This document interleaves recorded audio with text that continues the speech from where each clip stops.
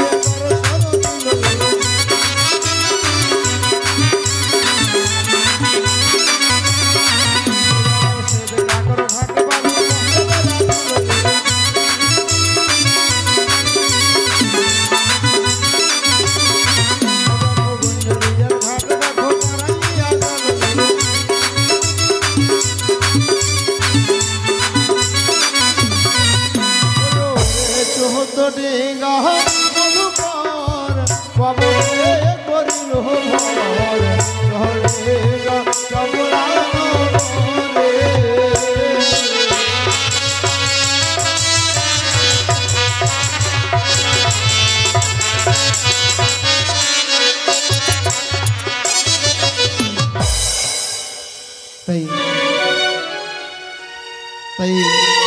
সকালে গুঞ্জরিয়া ঘাটে এবার এসেছে, তাই এবার বেহুলাকে আপনারা সিঁদুর পরাবেন।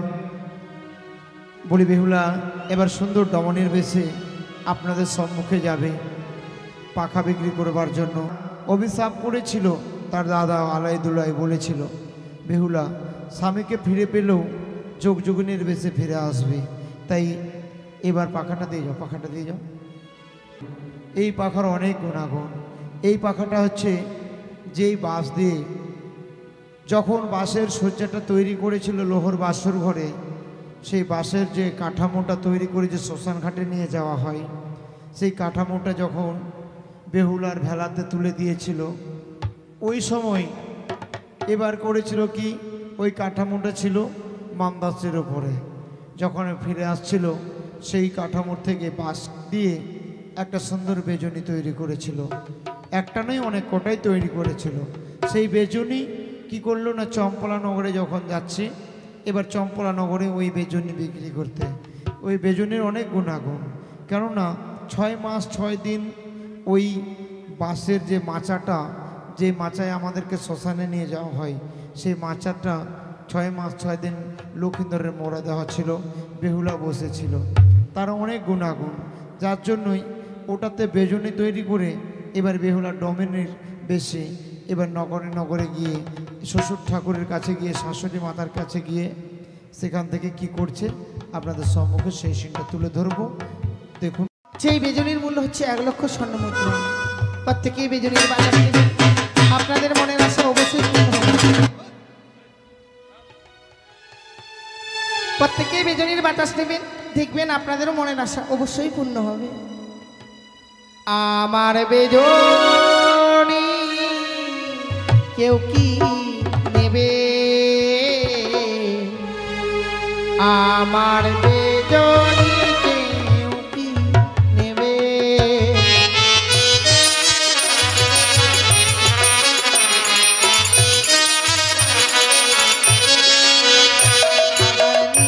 নির্ধনেরও ধন হবে,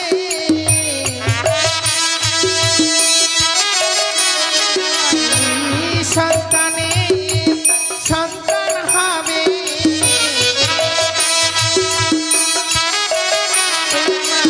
বেজনী কেউ কি নেবে গো তোমরা, বেজনী কেউ কি নেবে,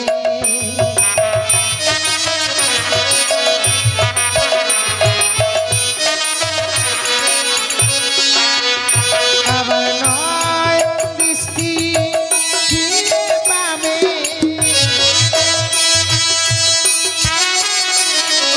মনের আশা পূর্ণ হবে,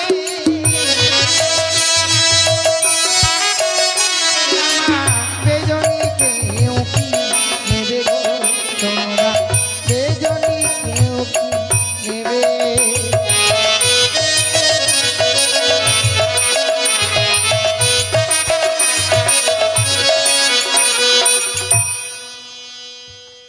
আরিল খাই সোনা যাদের কোনা, ইয়াই রে ফিরে আই রে ফিরে আয়, ফিরে আয়, ফিরে আয়, ফিরে আয়, ফিরে আয়।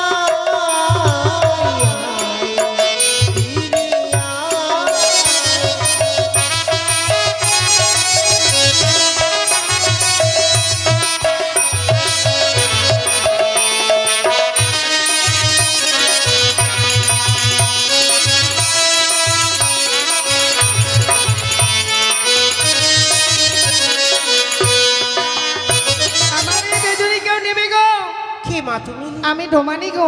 তোমার বেজনী নিয়ে কি হবে বলো মা? আমার এই বেজনের অনেক গুণ আছে গো মা। এমন কি গুণ রয়েছে? এই বেজনের বাতাসে নির্ধনে ধন হয়, নিঃসন্তানে সন্তান হয়, নয়ন দৃষ্টি ফিরে পাওয়া যায়, মনের আশা পূর্ণ হয়। যদি তাই হয় দাও তুমি আমার বেজনীর বাতাস।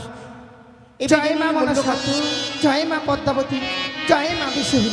দেখি সত্যি আমি যেন তোমার বেজনীর বাতাসে আমি যেন অন্ধদৃষ্টি ফিরে পেয়েছি। কি মা তুমি কে এসেছো? আমি ডোমানি গো, আমি না। বেজনি নিয়ে এসেছি। তুমি ডমনী হতে পারো না।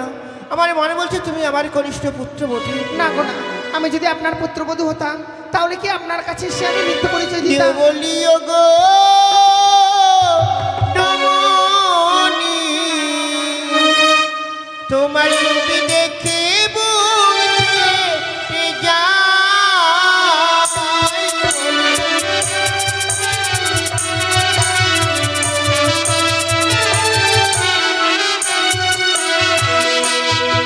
আরে তোমারই মতোই পুত্রবধূ ছিল আমার ঘরে।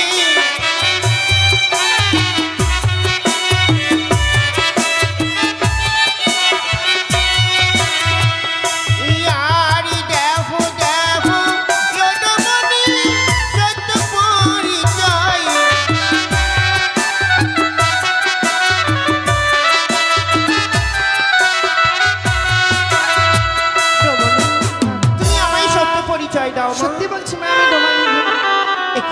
তাহলে কি আমি ভুল দর্শন করেছি? সত্যি গো। বলো তুমি কি চাও মা? আমি এই বেজনের বাতাসে আপনার নয়ন দৃষ্টিকে ফিরিয়ে দিয়েছি। এই বেজনের মূল্য দিন মা, এই বেজনের মূল্য দিনে আমি এখান থেকে চলে যাব। এই বেজনীর মূল্য কত দিতে হবে? 1 লক্ষ স্বর্ণ মুদ্রা গো। বেশ মা, তুমি কিছুক্ষণ বিশ্রাম করো, আমি বেজনীর মূল্য নিয়ে আসি। বেশ, সত্যি গো।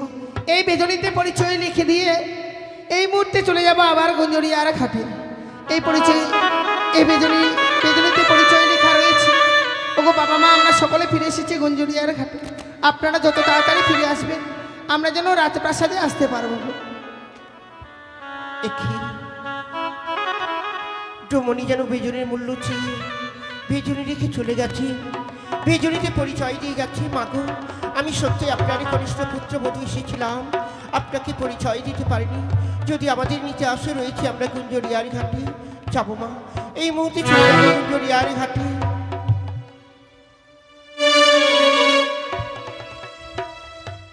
হ্যালো শনিকায় অন্ধচুকে কিভাবে ফিরে পেলে শনিকায়? ওগো, আমাদের লাখাই বৌমা ফিরে এসেছি। এই বেজনীর বাতাসে আমার অন্ধচোখ ফিরিয়ে দিয়ে গেছে পরিচয়। রয়েছে তারা গুঞ্জরিয়ার ঘাটে। চলো এই মুহূর্তে ছুটে যাই আমরা গুঞ্জরিয়ার। এই শনিকায় তুমি আর বিলম্ব নয়, চলো আজ আমাদের ভোটকে আর বৌমাকে আমরা ফিরিয়ে নিয়ে আসবো আমাদের গৃহমাচারী।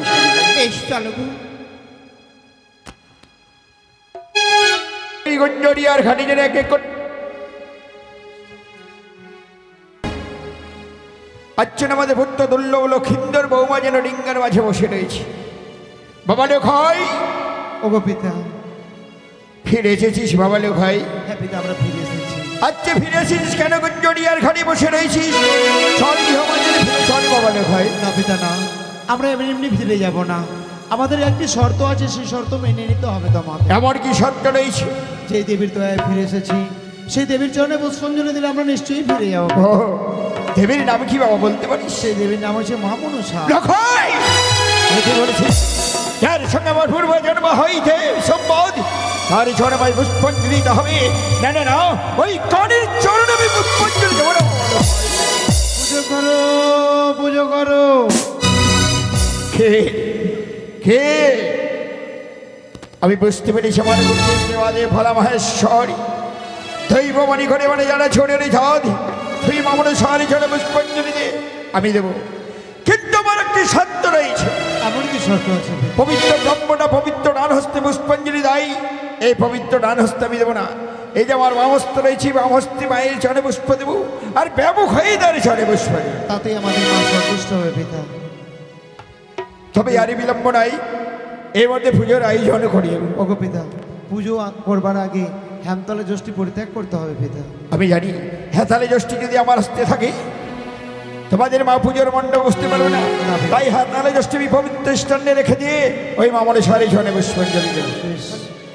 তাই চাঁদ সদাগর 1600 প্রচারে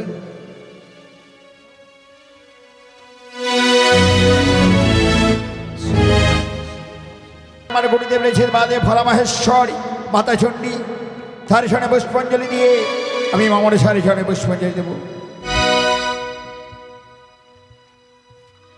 শিব শম্ভ জয় শিব শম্ভ।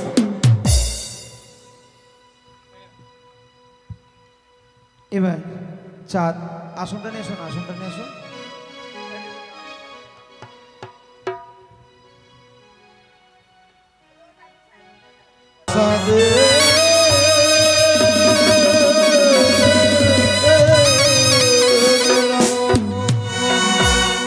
ও চাঁদ পূজে রে মনসা মনের হো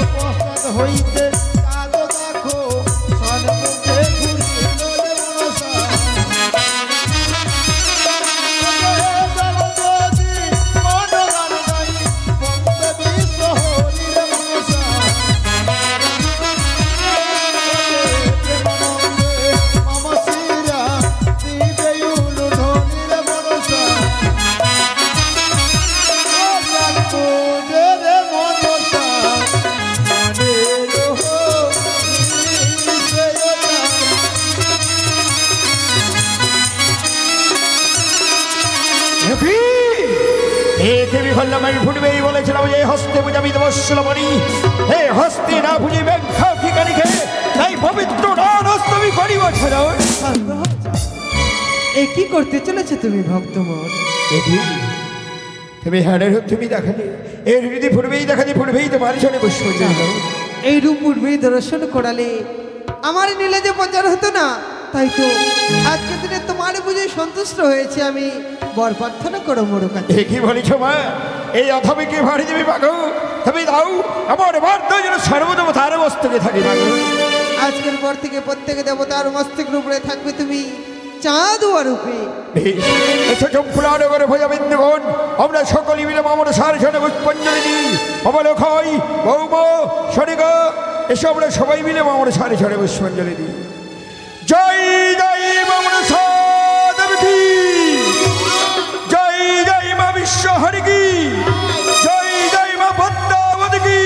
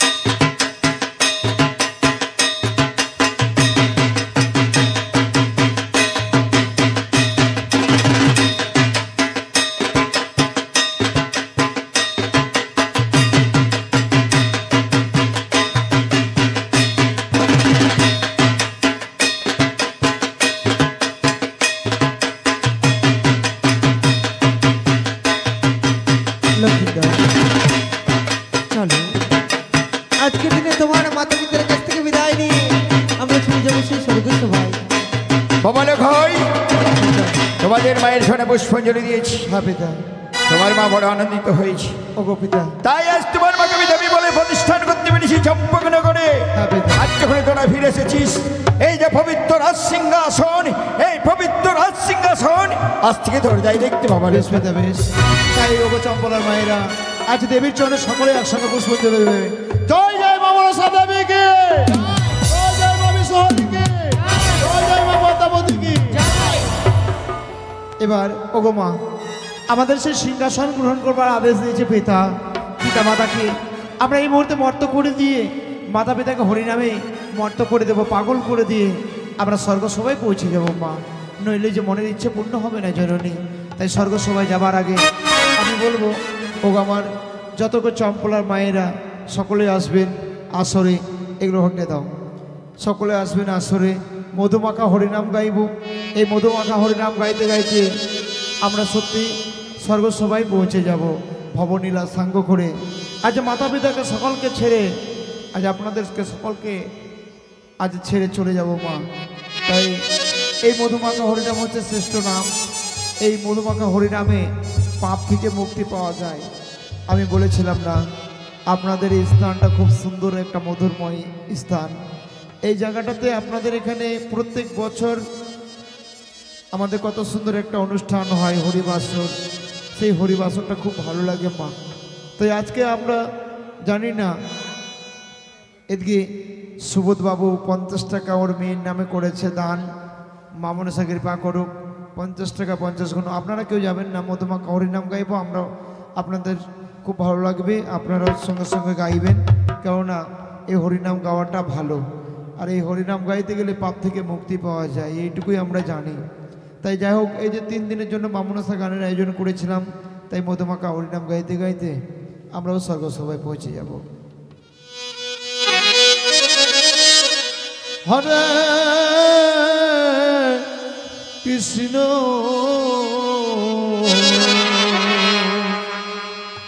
হরে কৃষ্ণ কৃষ্ণ কৃষ্ণ হরে হরে হরে রাম হরে রাম রাম ও রাম হরে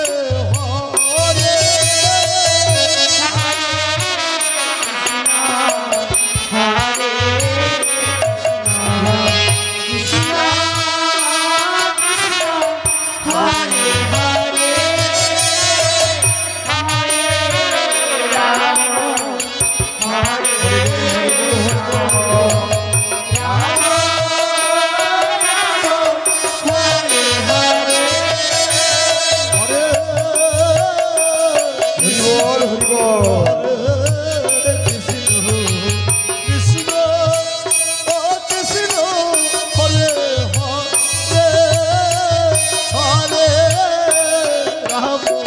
হরে